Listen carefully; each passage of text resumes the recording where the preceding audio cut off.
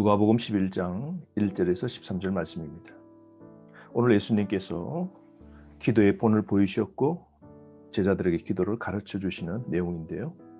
1절 말씀 보세요. 예수께서 한 곳에서 기도하시고 마치시며 제자 중 하나가 여짜오되 주여 요한이 자기 제자들에게 기도를 가르친 것과 같이 우리에게도 가르쳐 주옵소서. 예수님께서 오늘도 한 곳에서 기도하셨다라는 말씀을 볼 수 있습니다.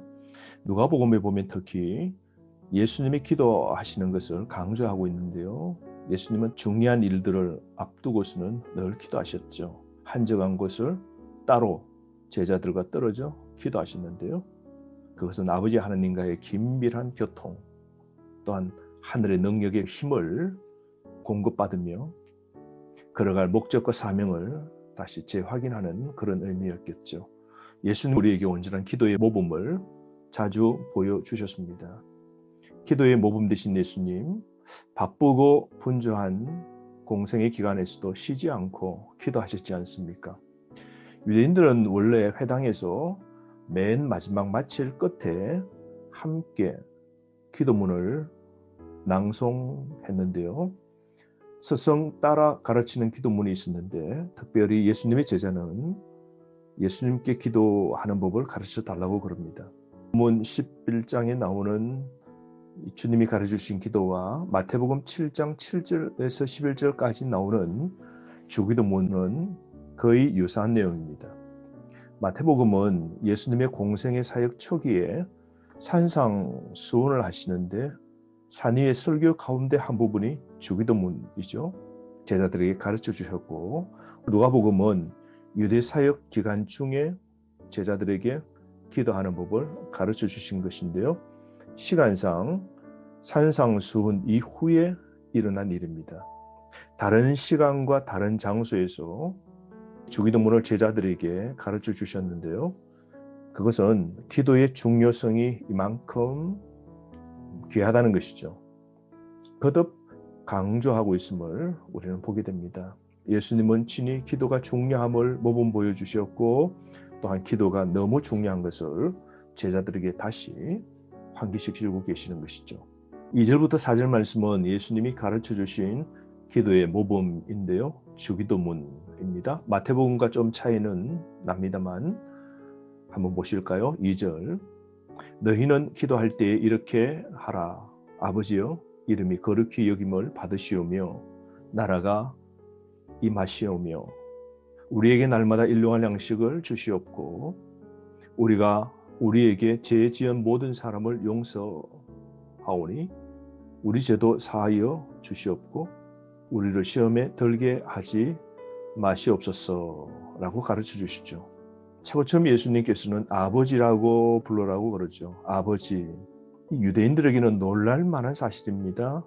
유대인들은 두려운 존재이신 하나님의 이름을 감히 부르기도 어려워했죠.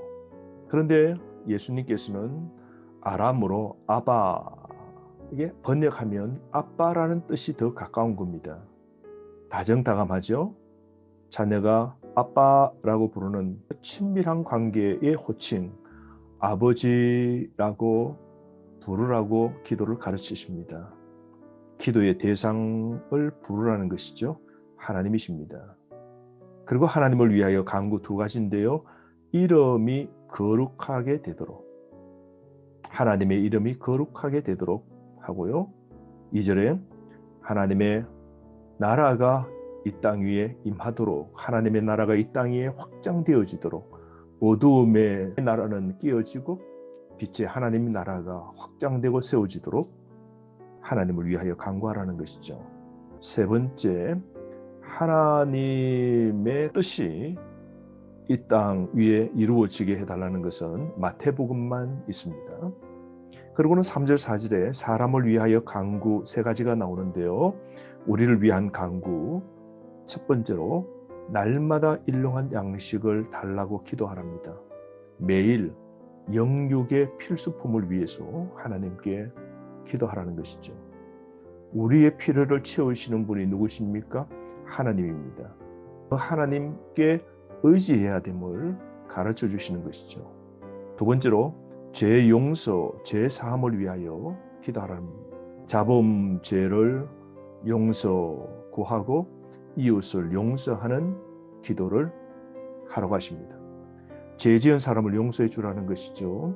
이웃을 위하여 기꺼이 허물을 용서해 주라 말씀하십니다. 하나님께서 용서 받는 자는 용서 못할 자가 없죠. 우리는 하나님께 용서를 받은 자입니다. 그러므로 우리 또한 남을 용서해야 된다는 겁니다. 세 번째로 시험에 들지 않도록 기도하라고 말씀하고 계시죠. 그러면서 예수님께서는 기도의 모델을 제시하시는데요. 5절부터 8절까지 예화를 듭니다. 어느 집에 떡 세 덩이를 오게 되는데요. 그 집에 떡을 오기 위하여서 계속해서 요구가 떨어질 때까지 그 문을 두들기면서 기도하면 결국은 그 떡을 주지 않겠느냐라는 말씀이죠. 팔레스타인 문화 속에서 손님 접대는 매우 귀중한 행사인데요. 친구를 접대하지 못하면 불명예를 당하게 됩니다. 빵 만들기가 너무 힘든 시간입니다. 어쩌면 늦은 시간이죠. 그러므로 빌리러 갑니다. 그래서 이웃집에 가서 문을 두드립니다. 늦은 밤에 남 문을 두드린다는 게 쉽지 않죠. 그러나 그 집에 잠자고 있는 사람을 다 깨우고 결례를 무릅쓰고서라도 떡을 구하여 자신의 목적을 이루어 친구를 대접하게 되는 것. 기도도 마치 이와 같이 해야 된다는 것이죠. 8절 말씀. 내가 너희에게 말하노니 비록 벗됨으로 인하여서는 일어나서 주지 아니할지라도 그 간청함을 인하여 일어나 그 요구들을 주리라. 무슨 뜻입니까? 하나님의 응답을 확신하며 주저없이 기도해야 한다는 것이죠. 여러분, 응답 받을 때까지 기도합시다. 인내로서 기도하는 믿음을 하나님은 기뻐하시는 것이죠. 그러므로 끝까지 믿음과 소망을 붙잡고 기도해야 됩니다. 그럴 때 하나님께서 반드시 응답해 주시는 것이죠. 9절부터 10절 말씀에 보면 하나님께서 기도할 때는 끝까지 강청하라고 예수님을 통하여 우리에게 말씀하십니다. 9절 말씀 보십시오.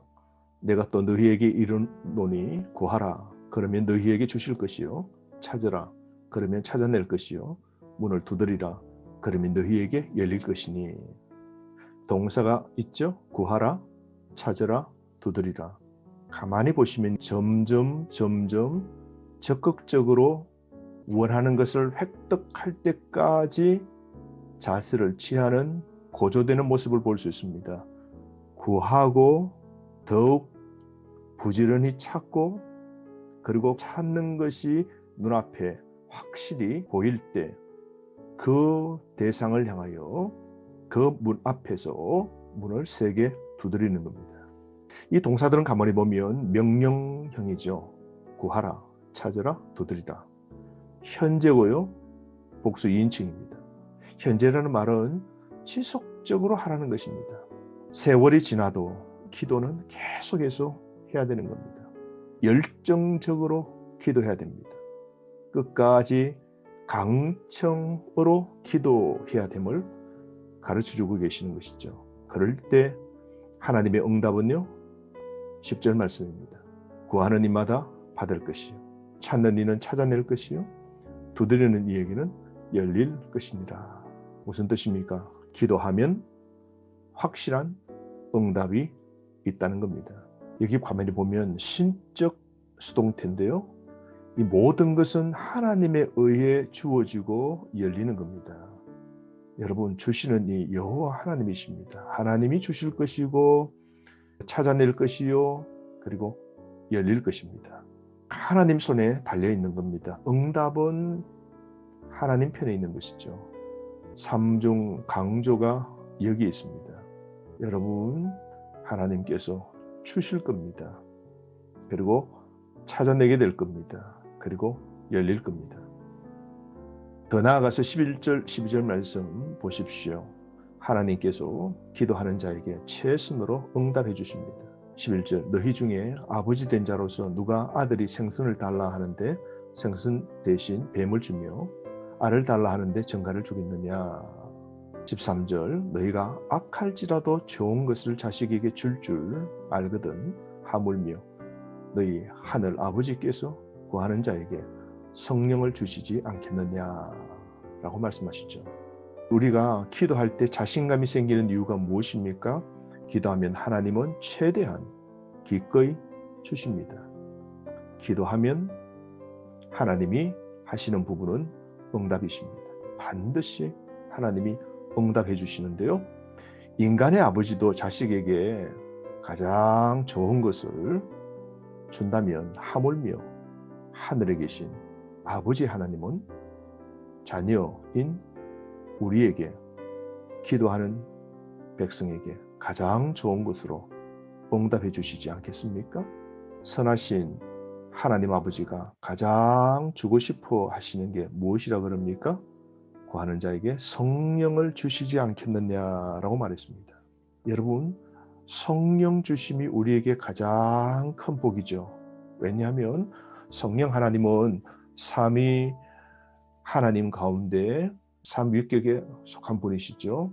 성령님은 인생을 지도하시고 안내하십니다. 성령님은 우리를 위로하시고 우리에게 확신을 주시죠. 성령님은 우리를 위하여 기도하시고 우리를 위하여 중재하시는 분이시고 성령님은 우리와 늘 동행하십니다. 항상 어디 있든지 함께 하시기에 우리를 돌보시고 보살펴 주시는 분 성령 하나님이십니다. 가장 좋은 성령님을 우리에게 기도응답으로 주시는 분이 하늘에 계신 우리 아버지입니다. 기도의 강조점이 계속해서 이어지는데요. 여러분, 우리가 더욱 기도합시다. 오늘도 길을 걸을 때, 운전할 때, 사무실에서 책상에 앉아 있을 때 우리가 무엇을 하든 깨어 있다면 어디서든지 기도할 수 있을 겁니다. 하늘에 계신 우리 아버지, 가장 좋은 것을 주시는 그분에게 오늘도 기도함으로 하루를 채우는 저와 여러분 되기를 바랍니다. 말씀으로 승리하십시오.